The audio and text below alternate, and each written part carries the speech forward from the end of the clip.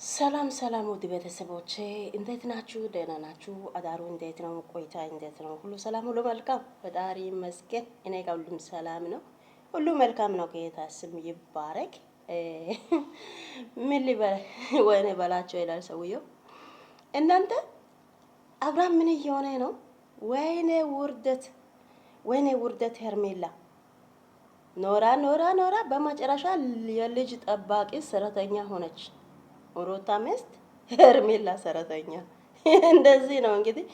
ሌላ ነገር ምንድን ነው? እስቲ ቤተሰቦቼ አስቡ አስቡ። እሱ ልጅ ይዞ ሲመጣ እሷ አሁን ይዛ ሳቀች። ለምን ይዞ መጣ ብላ ነው ሄርሜላ። አብርሃም አንድ ነገር ላንተ ልንገር። ሄርሜላ ወደ አንተ ጋር የመጣችው አንደኛ ጌጥ ለመስጠት፣ ሁለተኛ ለራሷ ጥቅም፣ ሶስተኛ አንተን ፈልጋ አፍቅራ ሳይሆን አንተን ጉዳት ውስጥ ለማስገባት ወጥመዱን አስተካክላ ያንተ ትዳሩን ለመበተን ተዘጋጅታ የመጣች ሴት ናት። አንተ አሁን ልጅ ይዘህ ስትሄድ እንዴት እንደሳቀች! አንተ ደግሞ ሰርፕራይዝ ብለህ ልጁን ተሸክመ እነሱ አቤልና እሷ ከክፍል ውስጥ ሲወጡ ማለት ነው ደነገጠች ልጁን አይታ።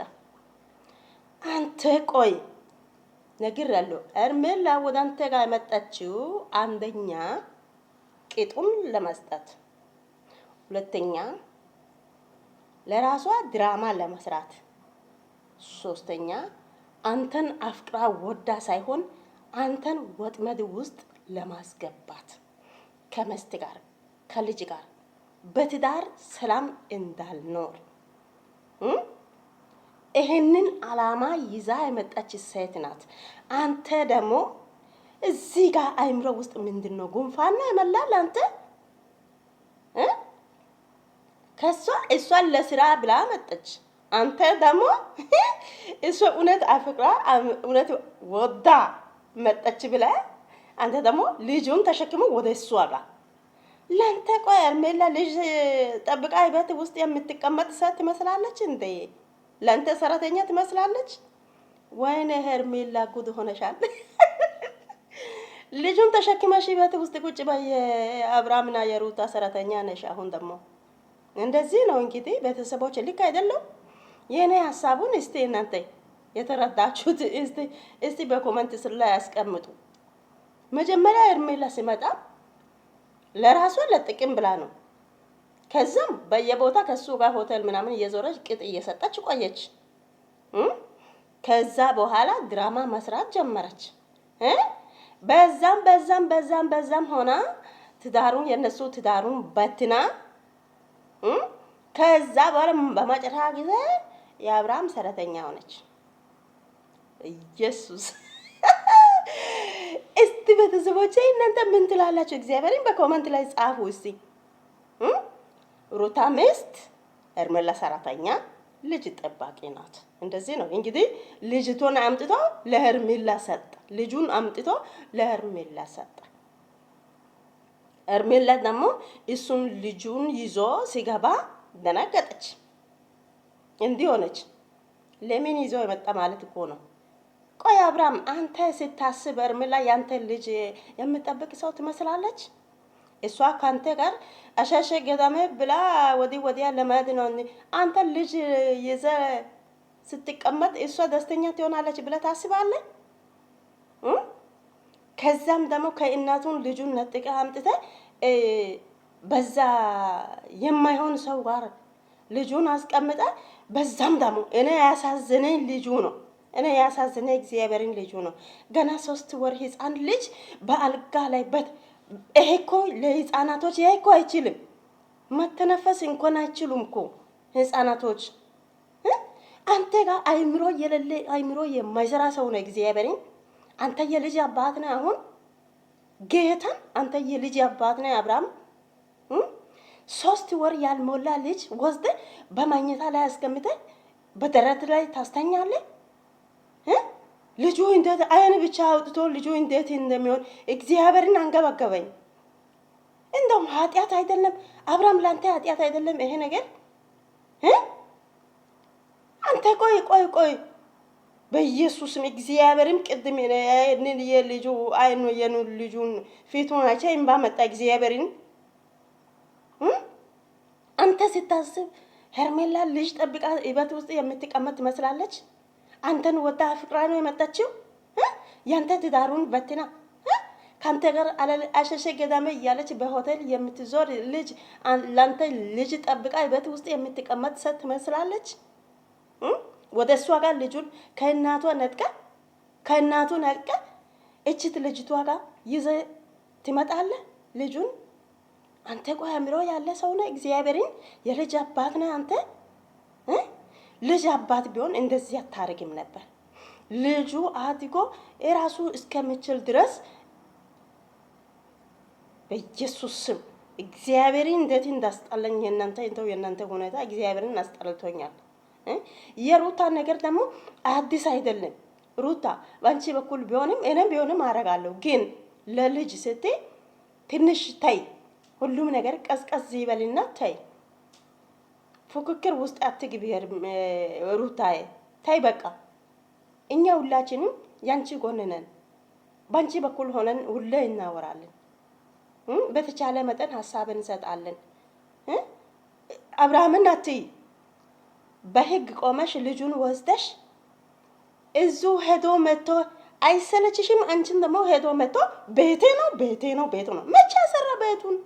ቤቴ ነው ሄዶ መጥቶ ቤቴ ነው ቤቴ ውስጥ ሰው ማግኘት አይችልም ምናምን አያስጠላም? እስቲ ቤቱን ፈልገሽ የሆነ ቦታ ፈልገሽ ሌላ ቤት ግቢ፣ ከዛ ውጪ። እሱ ምን ሰበብ አድርጎ እንደሚመጣ ታያለሽ። ከዛ ቤት ውጪ። ከዚህ በፊትም ብያለሁ እኔ በራሴ በኩል ማለት ነው። ሄዶ መጣ ቤቴ ነው። አንቺ ደግሞ ኪራይ ቤት ነው እኔ ብር ከፍዬ ነው አልኩት ትያለሽ። እሱ ደግሞ ቤቴ ነው።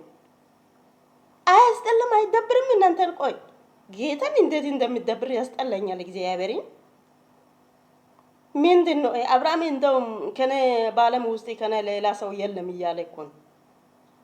የሱ ጓደኛ ትላንት ደግሞ መጥቶ ከልጁ ጋር ድብድብ ምናምን እንደውም ጠንካራ ሰው ሆኖ ያስጠላል። እግዚአብሔርን ይደብራል። መጀመሪያ አብርሃም ሌላ ቦታ ሌላ ሴት ጋር ስትሄድ አንተ ደግሞ ጓደኛ የተባለው ማን ነው? ስሙን እኔ አላውቅም። መጀመሪያ የት ገባክ? እሱ ወደ ሌላ ሴት ጋር ስትሄድ አብርሃም እንደዚህ አትሁን እንደዚህ አታደርግ ብለህ አትመክርም ነበር? ጓደኛ ከሆንክ መምከር አለበት እንጂ ነገሩ ከተበላሸን በኋላ መጣ በሩታ ላይ በጓደኛ ነው ፒጥ ሁሉም ነገር እኮ አልቋል። ሰማኔ ተቀዷል። ታዲያ አሁን ምንድነው የቀረ? ምንድነው ችግራችሁ? ለኛ እኮ አልገባኝም። ይሄ በራሴ በኩል እግዚአብሔርን እንቆቅልሽ ሆነ። አሁን ወይኔ ሄርሜላ ኖረሽ በመጨረሻ የአብርሃም ሰራተኛ ልጅ ጠባቂ ከዚህ በፊት የሆነ ህፃን ልጅ አምጥቶ ነበሩ። ከዛ በኋላ እሱ ውጪ እያለ ልጁን አንቺን ጠብቂ ያለ ሰራተኛ ሆነሻል። እንግዲህ የተፈረደ ምን አይነት ጉድ ነው? የአብርሃም አይምሮ ምን አይነት እንደሆነ ሄርሜላ ያንተ ልጅ ጠብቃ ቤት ውስጥ የምትቀመጥ ሰው ትመስላለች። እሷ አንተን ፈልጋ ነው መጣችው።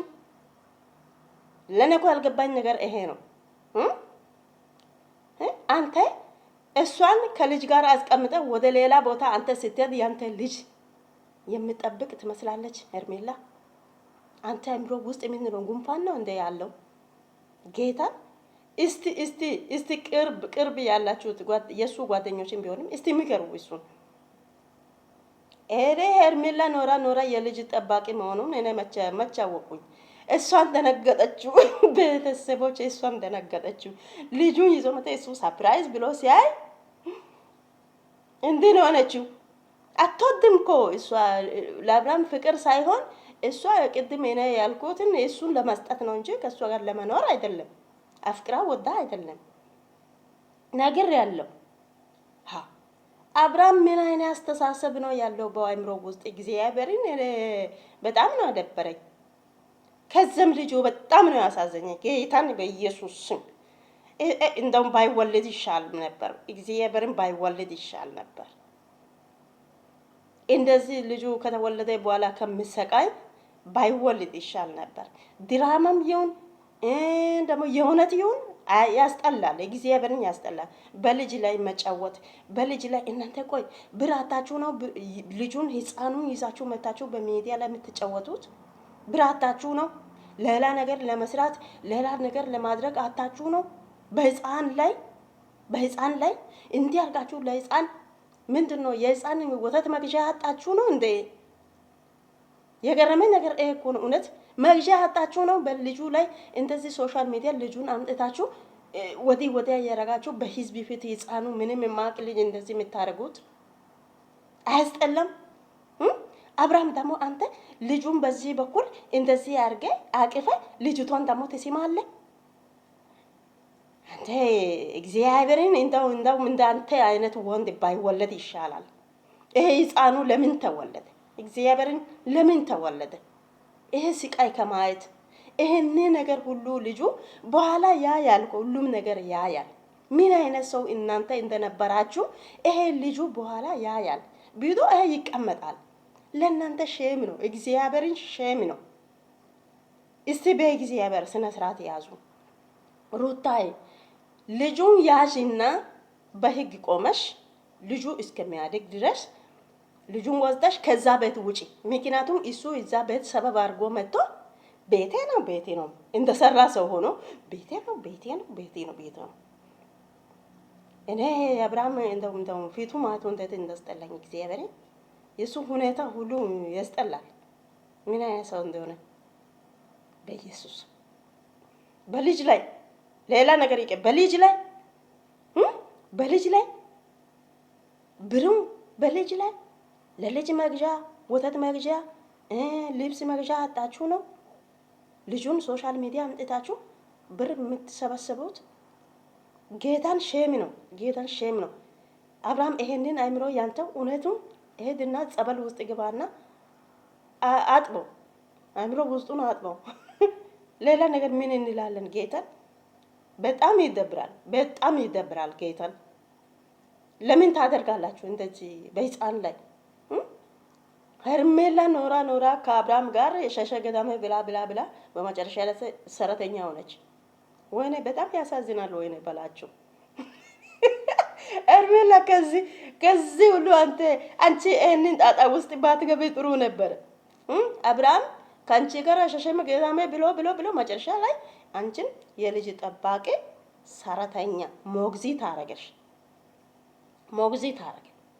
ስለዚህ ቁጭ ብለሽ ልጁን ጠብቂ። እንግዲህ አንዴ ሆኗል። ጌታ እግዚአብሔር መቻል ይስጥሽ። ግን የአብርሃም አይምሮ ሄርሜላ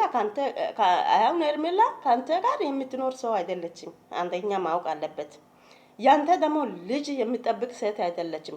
የራሷ 2 ልጆቹን ወልዳ በእናቷ ላይ ትታ ከወንድ ጋር የምትዞር ሴት ናት። ካንተ ጋር የምትቀመጥ ሴት አይደለችም።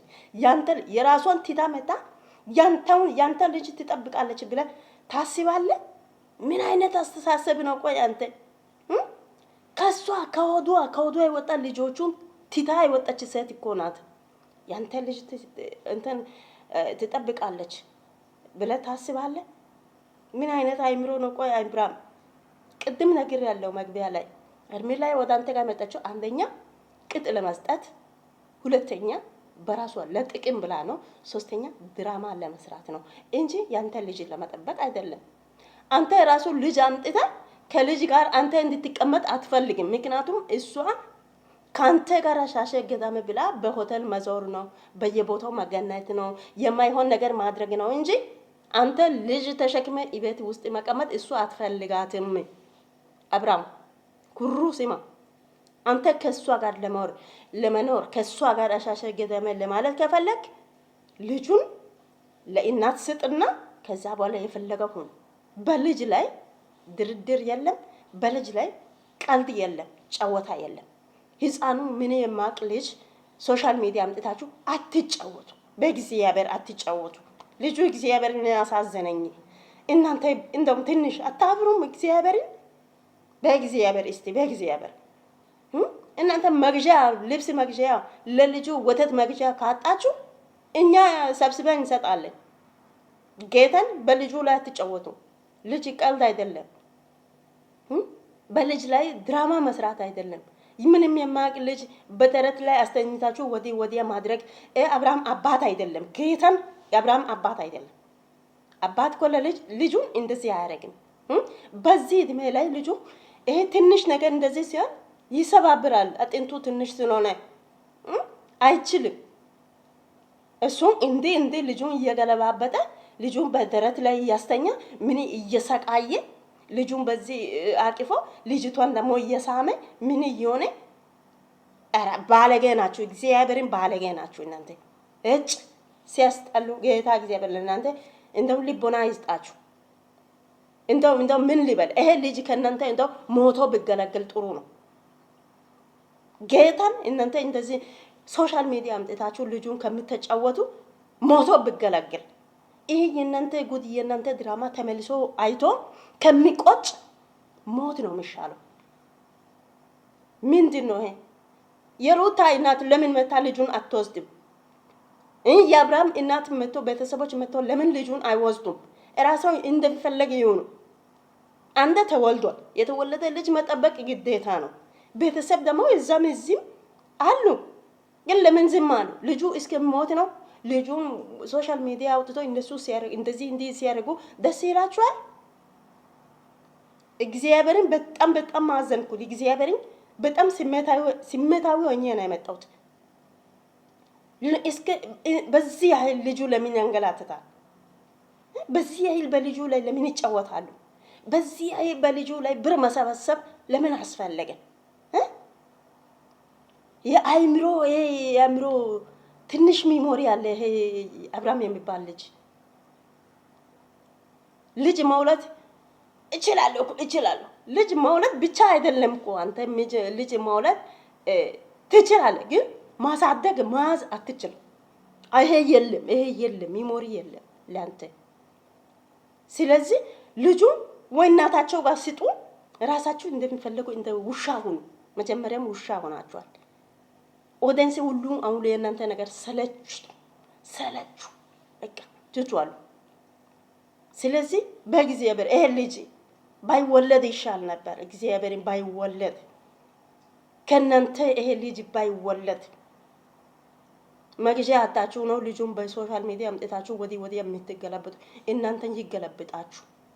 የዘላለም አምላክ ሲያስጠሉ ልጁን ወደ እናታቸው ጋር ወደ አያታቸው ጋር ስጡና እናንተ እንደሚፈልግ ሁኑ። አብርሃም እኔ አሁንም አስረግጬ የምነግረው ምንድነው? ሄርሜላ ያንተ የልጅ ጠባቂ አይደለችም። እሷ አንተን ፈልጋ ያንተ ትዳሩን ለመበተን ሆን ብላ የመጣች ሴት ናት እንጂ ያንተ ልጅ የሚጠብቅ ጠባቂ አይደለችም። ልጁን ወደ መጥፎ ቦታ ልጅቷ እንድትወስድ አታርግ በእግዚአብሔር።